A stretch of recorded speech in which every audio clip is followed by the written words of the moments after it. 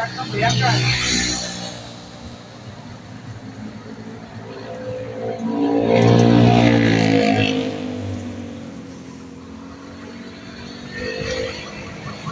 mà là bông mà.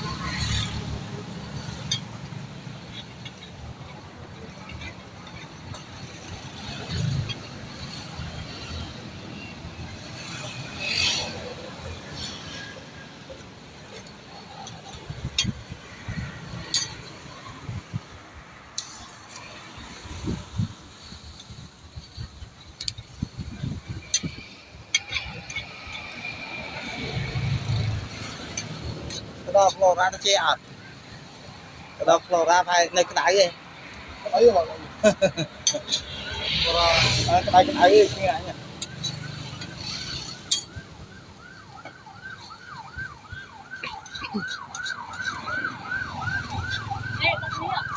Đúng không? Đấy, cái gì mà.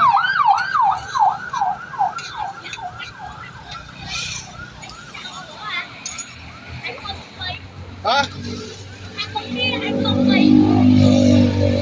Mà đi ăn sao? Ê, ăn cái lá gì? Ở trong không có.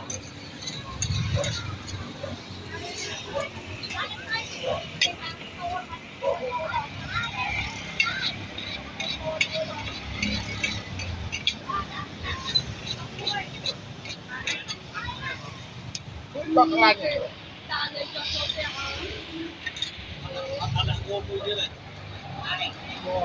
Ai ơi.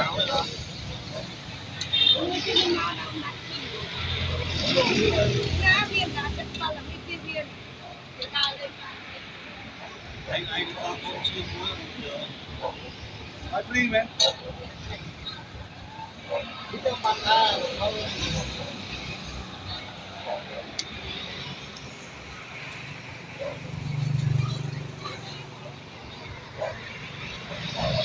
Còn lưu nghĩa chắc bạn của bay lan đi bạn hay gì lan được nhé.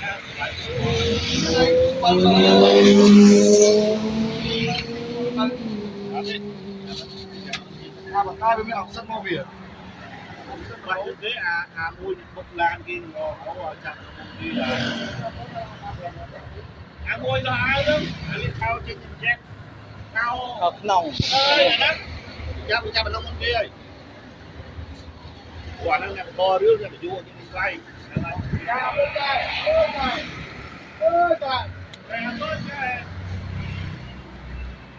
có rước thu vay cái gì ơi Mà ta nó cái lại viêm buồn mà bal quan.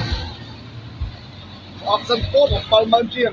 ai thật mình mua Việt Nam thôi Vậy, thế buồn này. Ôi man